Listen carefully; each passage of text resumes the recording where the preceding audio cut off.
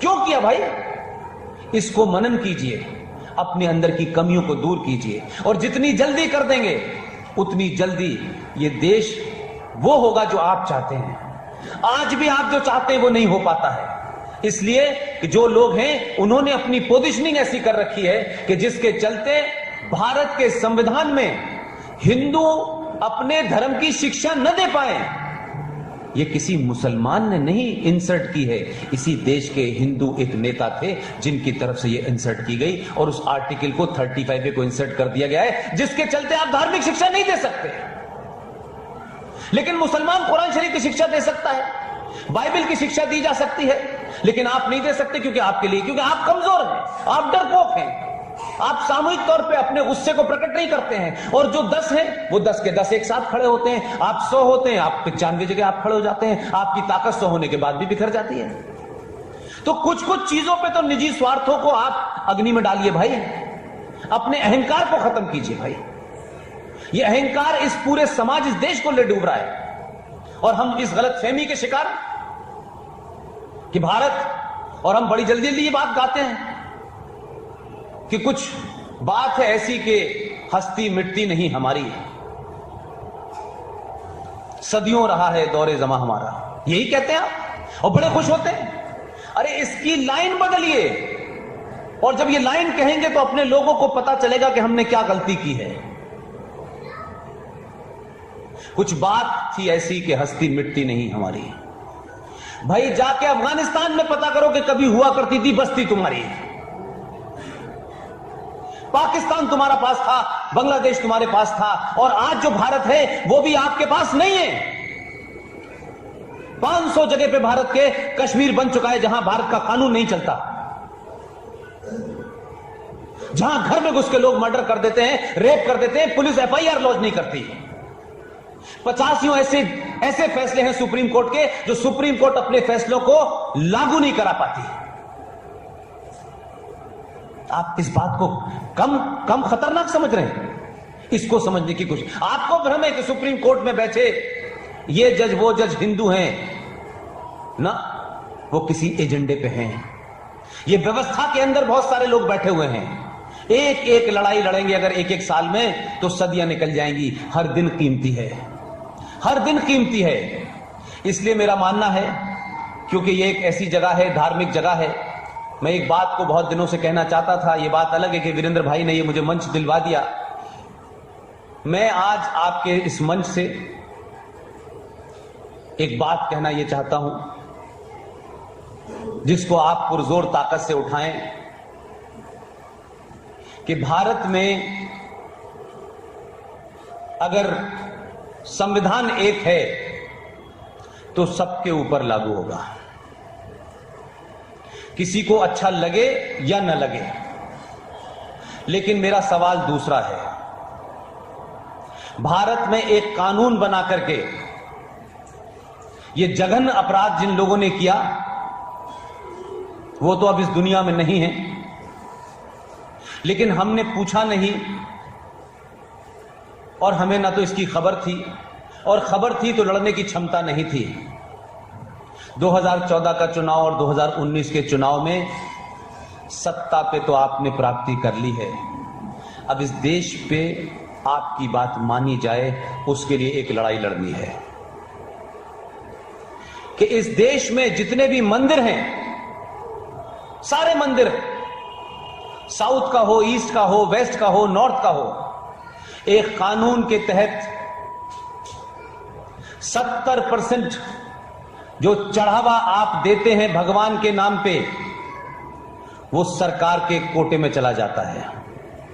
और कुछ कुछ राज्यों में आप जो पैसा देते हैं भगवान में आस्था रख करके चढ़ाते हैं, अपने बेटे के पास होने की दुआ मांगते हैं, अपने घर की शांति के लिए पैसा चढ़ाते हैं, वो 100% पैसा सरकार के खजाने में जाता है। और ये सिर्फ नियम भारत के मंदिरों पे लागू है। लिहाजा इसके साथ एक राइडर यानी एक लाइन जोड़ के मैं चाहता हूं इसको मुहिम बनाइए, क्योंकि मुसलमान पैसा अजमेर शरीफ से आएगा, मजार से आएगा, दान में आएगा, उस पे सरकार सवाल नहीं पूछेगी।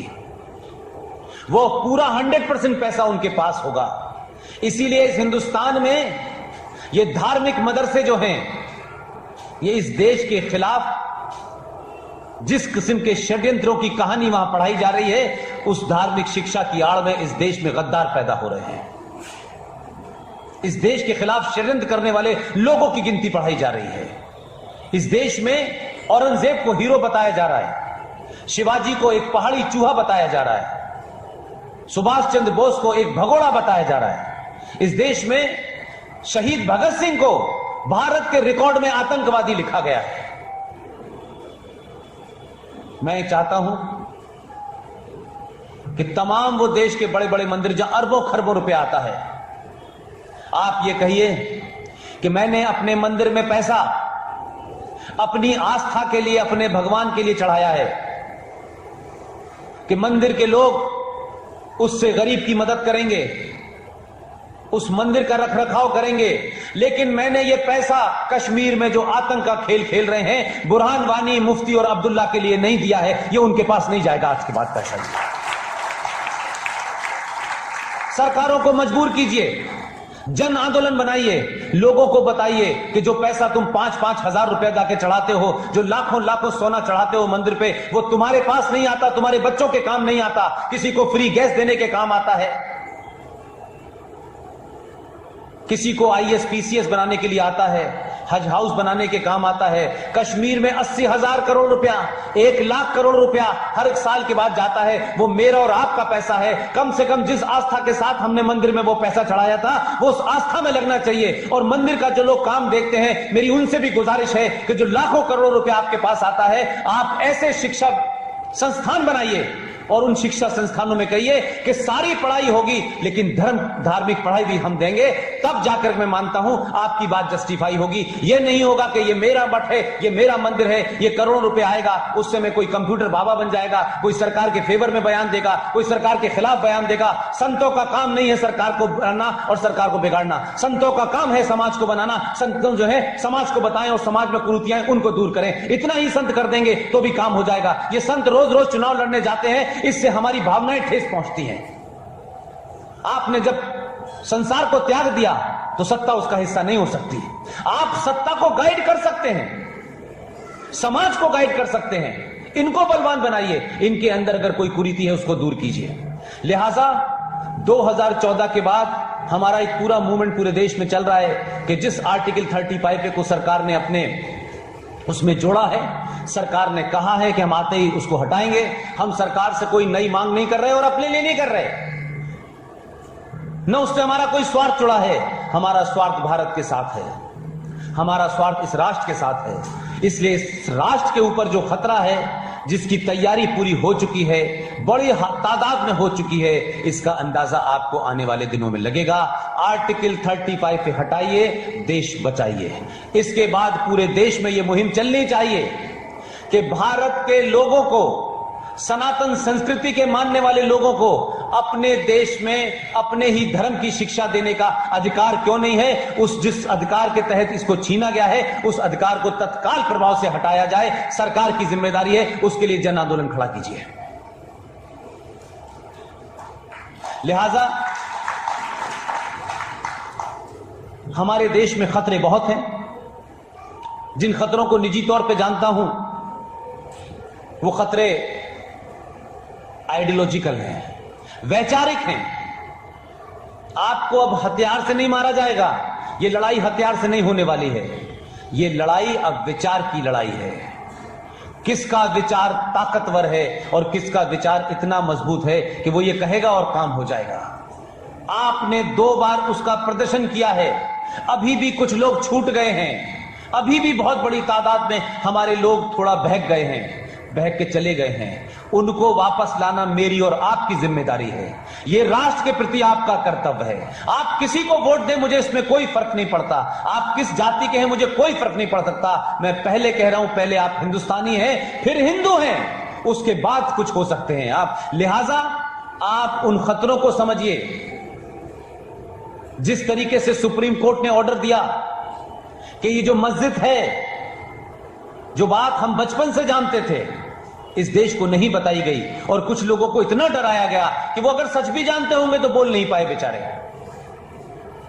मस्जिद का इस्लाम में कोई पवित्र मतलब नहीं है। मस्जिद एक ऐसे ही है जैसे रेस्टोरेंट होता है जहां लोग खाना खाने जाते हैं। मस्जिद एक ऐसी जगह है जहां लोग नमाज पढ़ने जाते हैं। मस्जिद का धार्मिक पवित्र कोई वैल्यू इस्लाम में नहीं है, लिहाजा मस्जिद को तोड़ करके यहां से उठा के वहां शिफ्ट कर दिया जाता है। मुझे नहीं मालूम आज के जमाने में तो आपके पास ये है, पूरे सऊदी अरब में हर 15 दिन